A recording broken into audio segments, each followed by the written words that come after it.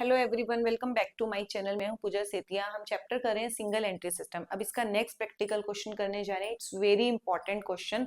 बहुत बार ये same question exam में आया। अब मैं क्वेश्चन रीड कर रही हूँ, स्क्रीन पर देखिए। Gurman who keeps his books on single entry system sales good at cost plus 50%।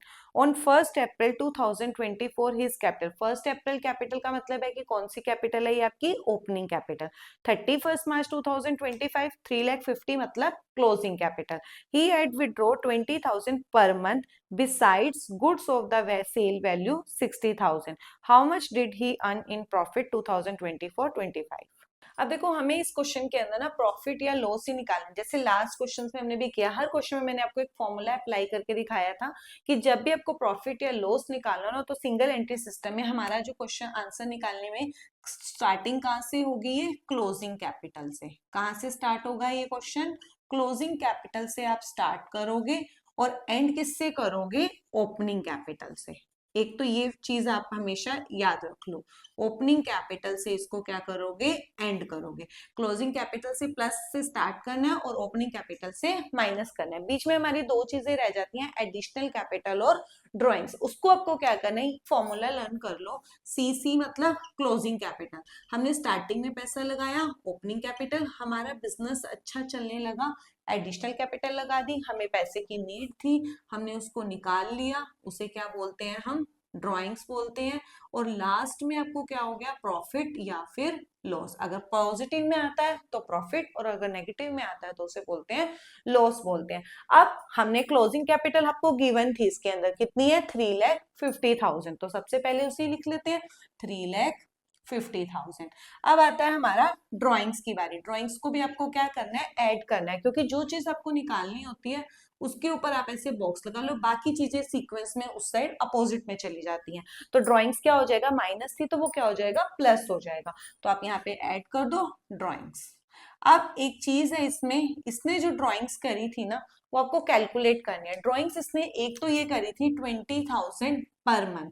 तो मतलब 20,000 इंटू 12। अगर मंथली होता है तो आप उसको 12 से, क्योंकि आपको जितना भी अगर पर मंथ बोलता है तो आपको ये चेक करना पड़ता है कि 1 ईयर में कितने मंथ होते हैं। तो 1 ईयर में कितने मंथ होते हैं? 12, क्योंकि आपको कोई डेट तो मेंशन है नहीं कि उसने इस डेट से स्टार्ट करी है। तो आप पूरे 12 मंथ्स ले लोगे। तो 12 इंटू 2 कितना हो जाएगा? 2,40,000। एक तो ये वाली ड्रॉइंग्स हो गई, प्लस उसने ड्रॉइंग्स करी थी गुड्स की भी। उसने क्या करी थी? गुड्स की भी ड्रॉइंग्स करी थी। वो कैसे करा है? उसने जो गुड्स का आपको दिया हुआ ना, ये सेल वैल्यू दी हुई है। क्या दी हुई है? Sale value. लेकिन हमें क्या करना होता है? कॉस्ट प्राइस और सेल प्राइस दोनों में से जो कम होता है आपको वो लेना है। आपको उसमें हिंट दिया था कि जो गुड्स है ना वो कॉस्ट प्लस 50% है। तो मतलब प्रॉफिट के ऊपर सेल किया था, तो सेल वैल्यू क्या होगी? वो ज्यादा होगी। मैंने आपका जो आपका चैप्टर नंबर 18 है उसमें मैंने एक सीक्वेंस सिखाई हुई है, बहुत इजी वाली। वो सीक्वेंस हमेशा हर क्लास में यूज होती है, 12th में भी। वो सीक्वेंस है क्या? आपको क्या करना है, हमेशा ऐसे सीक्वेंस याद रखनी है। Cost plus GP is equal to sale. तो आपको जब भी परसेंटेज वाली चीज दी होती है, आपको क्या बोला? Cost plus 50। तो मतलब 50% एक्स्ट्रा। तो ये जीपी कितना है? 50। तो ये किसके ऊपर है? कॉस्ट प्लस है ना, तो मतलब कॉस्ट कितना हुआ? 100। तो सेल प्राइस कितना हुआ? दिस मीन्स 150 हुआ। अब इन तीनों में से आपको चेक करना है कि कौन सा अमाउंट गिवन है, किस चीज का अमाउंट गिवन है। हमें सेल वैल्यू का अमाउंट गिवन था, इसके इक्वल में रख दो 60,000। लेकिन हमें क्या चाहिए? कॉस्ट प्राइस चाहिए, क्योंकि हमें ड्राइंग्स में कौन सा अमाउंट ऐड करना है? सेल वैल्यू वाला नहीं करना है। कौन सा करना है? कॉस्ट प्राइस वाला करना है, क्योंकि वो उससे क्या होगा? कम होगा। क्योंकि प्रॉफिट पे बेचा है तो दिस मीन्स आपका सेल प्राइस तो ज्यादा ही होगा। तो आपको क्या करना है? कॉस्ट निकालनी है। मैंने एक लाइन आपको याद कराई थी, होता क्या? जो निकालना है उसका नंबर ऊपर। अब कॉस्ट निकालना है, उसका नंबर क्या है? 100, उसको करो ऊपर। और जो सीरीज कंप्लीट है, अमाउंट हमेशा उसके साथ मल्टीप्लाई कर दो, और जो अमाउंट के साथ वाला नंबर है उसको कर दो नीचे। इसको ऐसे करो तो वो आपका आ जाता है 40,000। आपको कैसे सीक्वेंस याद करनी है?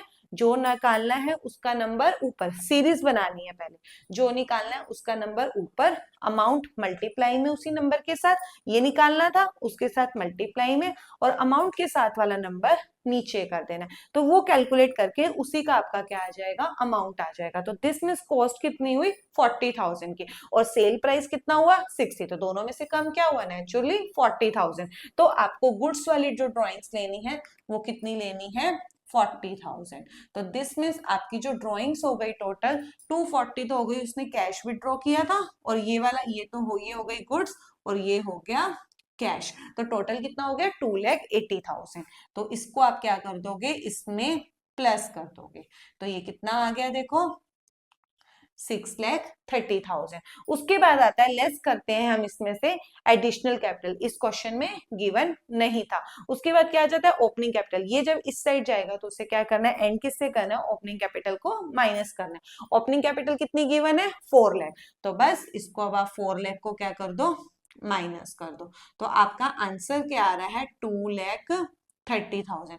पॉजिटिव आया तो हमारा आंसर क्या हुआ, ये प्रॉफिट हुआ, क्या हुआ प्रॉफिट। और अगर नेगेटिव आता तो वो क्या हो जाता, लॉस हो जाता। बीच में एडिशनल कैपिटल नहीं थी तो उसको ब्लैंक कर दो, ऐसे एडिशनल कैपिटल नहीं है तो उसको छोड़ देंगे उसके स्पेस को। तो बस इसी को आपको करना है, बहुत इजी होता है। अगर आप एक फॉर्मूले से लर्न करके करोगे तो कोई भी क्वेश्चन आ जाए आपको अमाउंट कैलकुलेट करना आना चाहिए। अगर कुछ ऐसा पर मंथ है या गुड्स आपको इस चीज की दी है तो आपको बेसिक जो है वो क्लियर होना चाहिए।